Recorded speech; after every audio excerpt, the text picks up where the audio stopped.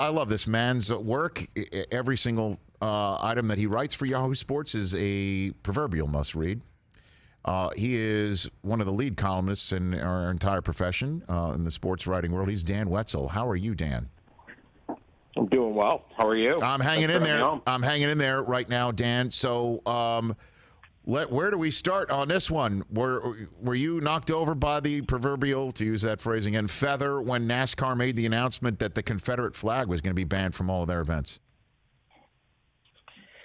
Well, once Bubba Wallace came out on Sunday and discussed that, the word was pretty quick that NASCAR was going to follow up on officially trying to ban the flag from its events. Now, back in 2015, it stopped allowing the flag's use in any official capacity, and then it asked fans to refrain from bringing the flag. So this wasn't a complete sea change. This is sort of just a bolder statement.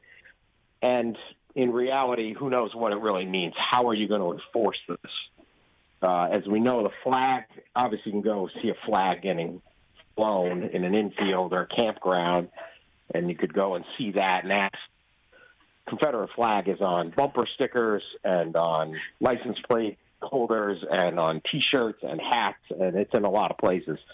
So I think it's a very big symbolic step for NASCAR, but it is one that may be kind of more symbolic than anything else, and it is one that they've been moving towards in recent years.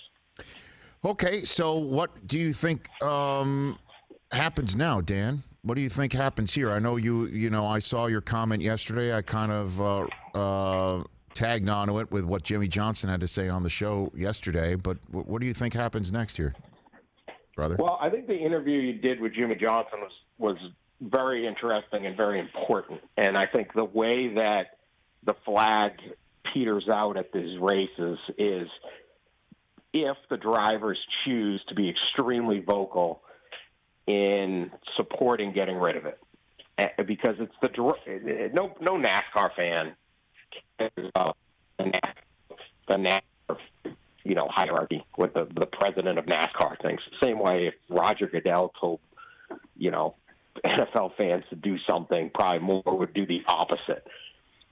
But if the drivers who have the connection with the fans are unified on this, and we'll see if they are or what they actually believe on it, and you can change kind of the mindset of the track where it's like, that's not really cool to bring anymore, and it sort of becomes a group thing, then that becomes a much bigger deal. Tom Brady and Patrick Mahomes and those guys are saying something, it carries a lot more weight than if Roger Goodell does. And that's the same way in NASCAR. So, if Jimmy Johnson and all of the drivers are saying, if you fly that flag, don't root for me. If you fly that flag, you're hurting our sport. You're hurting the future of our business to see whether we can keep this thing going. Because NASCAR is not on the best of business trends anyway. And try to use their ability to connect with fans to just explain that we're not trying to take something away from you or whatever they want. I don't know how they want to put it, but it's more about not being rude, being more welcoming, trying to create more fans, like rethink how you feel about this flag. I think that's when you could have significant impact. So what Jimmy said on your show, and I wasn't surprised Jimmy said that, but it was significant because you haven't heard through the years this overwhelming support from drivers willing to step out and eventually go against some segment of their fan base. Will they be that aggressive? I think that's going to be the next step in how important this goes. Well, you, if I'm not mistaken, about a decade plus ago, brought this issue up to as many drivers as you could, and Junior was the only one who would address it when you spoke to them? Yeah, I looked that story up last night. I remembered it, but I hadn't looked at it in a long time. 2006, I went and, I covered some NASCAR. And, if you're not from the South, I've spent a lot of time in the South, but if you're not from the South, you drive under a track and in a lot of these tracks, certainly in the South, And back then, I mean, there were so many flags, and it's jarring. And you just go, wow! Like I didn't know it'd be this many flags in one spot. And so we decided to kind of ask around. I said, what do you think? Like, NASCAR had taken a position already that they really weren't in favor of this and made much of a statement. But clearly, some people are going to look at it and say, this is not, I don't want to be a part of this. Or, you're an African-American family and you pull up to the infield and say, I'm going the other direction. What's your opinion of this? Why do you think this is appropriate? Do you think this is welcoming? And literally every single driver, every single team denied comment or told me if I even ask at a group session, it'll be shut down and they'll do this. I mean, it was aggressively opposed to even discussing this. Dale Earnhardt Jr., to his credit, did. He was the only one who was willing to talk about it. And, I mean, that was about 40 drivers at the time. And that to me is how far this has come, because you now see in 14 years, not only are they discussing it, a lot of them are discussing it, pretty openly with some depth, with some understanding of I need to learn more about this. And I don't expect every NASCAR driver to be up on every single issue. But the openness to it, I think, is a complete sea change, because you went from like, why are you asking this question? Hell no, we're not talking about this, to I imagine you can get almost any NASCAR driver on your show today to discuss it. So, and that's a big change in those 14 years. Dan Wetzel of Yahoo Sports here on the Rich Eisen Show. I haven't heard any from, other than just that statement that I read from NASCAR, any of the top management members of NASCAR, the families that are atop the flow chart there. Why do you think they have made this maneuver? Because obviously it is right now something everybody is talking about. You see polling that Black Lives Matter as a movement has reached a pinnacle. I mean, and it keeps going up in terms of people who support what they believe Black Lives Matter to be. And so the question is did the France family make the same read of the room in a way, or is this truly because when fans come back, that's when, I guess, to use the phrase, rubber will meet the road on this, don't you think, Dan? Absolutely. Or if they come back. Look, this is a bit, I don't want to sound heartless or ignorant, but, if you take the politics or let's do the right thing or whatever equation you want, and you look at this simply as business, this is a risky business move by NASCAR. I think that's why it is held. Clearly, the direction of the country is going quickly, but certainly with the generational change in the direction of I don't want to be watching a race next to a Confederate flag. Okay, and that is moving. However, there is still a sizable segment of the NASCAR fan base that does. NASCAR does not have a gazillion fans. NASCAR can't fill its stands now. It can't reach the television ratings it used to reach now. And so if you sit there and say, well, maybe the NFL can go, look, we're going to write off 20% of our fans or 10% of our fans or whatever number it is on the short term, because we know people under 35 are supporting this at, 70% rate or something like that's the future of our business. For NASCAR, you're losing little of what you will lose some of what you already have. And there's no promise that all of a sudden people are going to become NASCAR fans. Now, I do believe that there are people who don't go to races because it's an unwelcoming environment due to the flag. How many of those people are there? I don't know. I don't think anybody knows, but it certainly makes sense to assume that. So for NASCAR, there is a risk here because there is a sizable segment that right or wrong does not see this flag as offensive, sees it as, heritage, not hate. It is a significant argument. I've talked to many of these people, and that's how they feel. And if they're going to give up on NASCAR, NASCAR just lost some of the most loyal people. So it's far more complicated. It's very, very easy to sit back and say, hey, NASCAR should have done this. But are you going to start covering NASCAR every week now? Are you going to go to a race? Are the people applauding this on social media going to also tune in? Did they watch last night in Martinsville, or they just don't really like auto racing?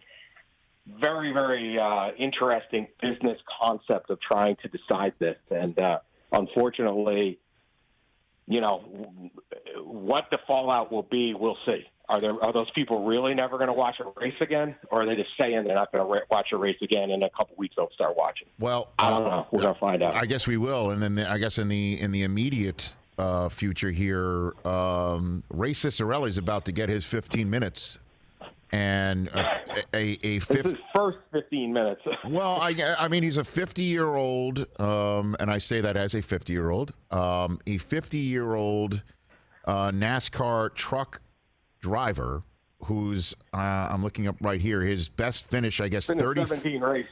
33rd place, 17 races, saying that he's out over this issue because people who do love the Confederate flag, it doesn't make them racist, and he still doesn't believe people kneeling on the national anthem.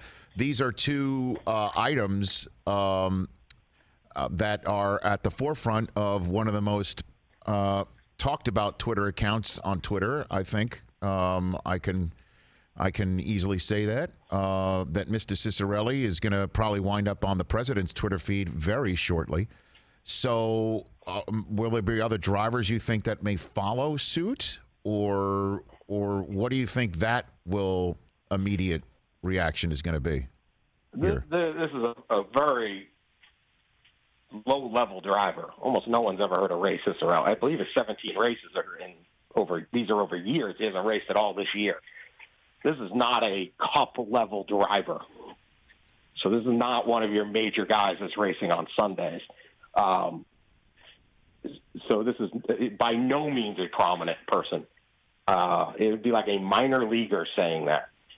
And so he has his opinion, and I do agree that his opinion is certainly reflective of some segment of the cup level or the fan base or whatever. So I don't want to dismiss it out of hand. It's one guy, but this is not a major driver. Well, he's about to become major and more prominent, Dan. You know that, as you and I are both creating himself into it. But the reality is, you're talking about a minor league driver who has been washed up and not doing anything, saying I quit. Well, nobody had you driving this year anyway. If this was an NFL or NBA player and the nation knew who it was, they would probably laugh this statement out. So if this wasn't, if Jimmy Johnson was on your show, you're saying I'm quitting, I'm never driving again. You go, wait a minute, that's six-time champ. That's a big deal. He isn't. So nobody's a fan of this guy. He's a follower. Now, will he get some now? I guess, but this was not a significant driver. So you can look up this. I don't know his racing total, but he's never won. I don't think he's ever had a pole. I don't think he's ever been in the top 10. I mean, this is not a big-time guy. So, but again, is there some segment? Do you lose some workers? Do you lose some people? Do you lose some fans? I think it would be most likely NASCAR will. Can they get more by creating a different race day environment, by making this stance? We'll see. It's tricky because I don't know. I just don't know how if this is an issue for you. Like, are people now sitting there saying, "Oh, I wasn't a race fan because of this, but now I'm really going to get into stock car racing"? I don't know. That's the straight business equation of this. Really interesting to see, because it's not like football or basketball where you say, "Well, look, the younger people are going to be on our side. We may take a hit for a little while, but we're going to come back bigger," or something like that. This is just a totally different. But until you create the mindset that this is good for the sport, this is the right thing to do, this is the courteous thing, and you get the drivers to do that, that'll be the key for NASCAR going forward. It can't just be, "Well, we banned it." People are still going to have the flag there in some way, and you have to change the hearts, not just the policy. Dan Wetzel, Yahoo Sports, here on the Rich Eisen Show. Before I let you go, Dan, what are you hearing on the college football front? That's the first item up for bids for the football world. We're seeing more and more institutions of higher learning saying players can come back to campus and start participating in practices, so on and so forth. What are you hearing about this 2020 playing season? I think when you talk to athletic directors and commissioners and things like that, it's a sea change from 2 months ago. And, I think one of the things everyone said, we don't have to make a decision now. We got until June, late June, probably July 1st, we had to make a decision. But certainly what looked very, very dire back in March and April now says, hey, this seems to be possible. We have a much better understanding of the virus once we started taking it seriously. So I have a pretty good confidence that every school will start the season. And I did not think that in March. I thought some might, but it seems like everyone's going to start. Whether they can finish, I don't know. At the same time as it's hard to predict out 2 months. It's even harder to predict out 4. But there's great confidence that they'll be able to start, that in some places you could even have full stadiums, but certainly 25 to 50%. And if you had given college football that deal back on April 1, they would have taken it in a heartbeat because they were looking at empty stadiums or no games or limited games. So I think there's been a tremendous push forward. Now, obviously, we're still a long way from the season, so a lot of positivity has to stay with us. But I would expect college football gets played in September. Well, I mean, I guess there might be more stomach for it because you're seeing spikes in I guess you're seeing 25 states from what I heard last. I saw this on TV last night through NBC News that 25 states are experiencing lower hospitalization rates over the last 25 weeks. And that's up from 16, but more states are now experiencing higher hospitalization rates than 2 weeks ago as well. There's now 19 states that are experiencing more hospitalization rates. So again, we have to take a look at the virus and boots on the ground, but there definitely appears to be, for all sports, every last sport, more of a stomach of saying we're going to deal with people testing positive and not shut things down and figure out a protocol with therapeutics, so on and so forth, to move this thing forward. But, these are also sports that have to negotiate with a union, as we're seeing with baseball. With college sports, it's just like, okay, we're letting kids on campus, so let's play. And there's going to be some schools that can't, I think, afford to even get on a plane or a bus or hold this stuff, or it's going to be more of the haves than the have-nots, don't you think, Dan? When it all comes down to it, I think they'll all try to play. Okay. I think that the two aspects were going to stand in the way of playing was local health officials. Like if this was a very regionalized decisions, so one county somewhere could say no. And then all of a sudden it's like a Jenga tower where you're just pulling out teams and the whole thing kind of can collapse. And you're going to end up with like a limited season. Right now we're not seeing that in the country. Again, we're a long way from September. As you mentioned, hospitalization rates go up, down, all sorts of things. We don't know. I'm not the person to tell you what's going to happen with a virus. So absolutely. The other big one was they had to get over the concept, whether this is a good idea or bad, up to you to decide, that if one player tests positive, that doesn't mean the team is shut down and quarantined. Because if that was going to be the standard, which for a little while it kind of felt like that's the standard, there was no way you could start. Because somebody in a group of 100-something people, because you have the sports staff, the coaches, we have elderly coaches, we have all sorts of problems, they're going to get it. I mean, it'd be impossible to try to believe you could run a football season. And I thought college football was the single hardest sport in America to try this because you have 130 Division I teams in 43 states. And you've got all different – you got military academies, private schools, public schools, religious schools. Everyone's playing this thing. So could we do it? But I do think that once that it's believed, hey, we got a couple, we'll put them to the side, it's going to be all right, we're going to keep going. As long as that mindset's there, you push through. And then as long as the local health officials aren't saying this school can't play but this school can – you can keep some formation of what this season is, and you're not just saying, oh, we were going to play Saturday, but now we can't, and it all falls apart. So I think they're going to try it. There's a lot of optimism. There's also a lot of desperation. These schools have looked at the bottom line of what happens if there isn't a football season, right, or what happens if there's not a fall semester, and look at higher education and college sports obviously are businesses, and they're in a lot of trouble if they don't do this. So I think they're all going to push forward.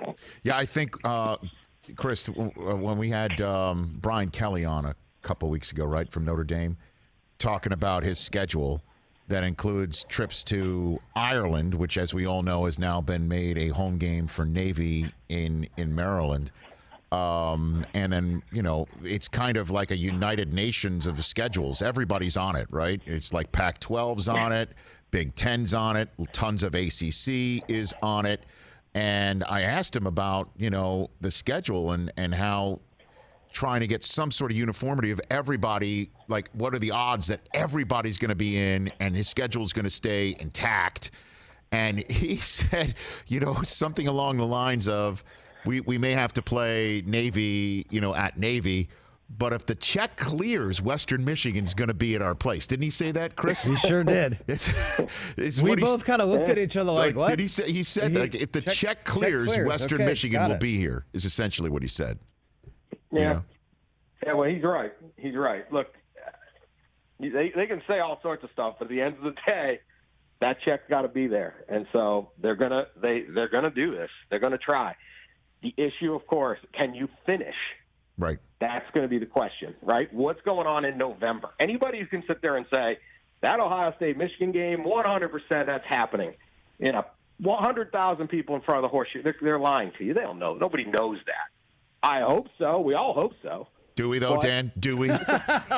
Easy, Dan. The virus is not a big deal. I hope the virus is not a big deal and we get to watch Ohio State and Michigan play. I hope we come up with a cure. I don't know. Me too. Again, I'm not your virus guy, but I know talking to these ADs and these coaches, it's like, no, we got to do this. And they're going to try.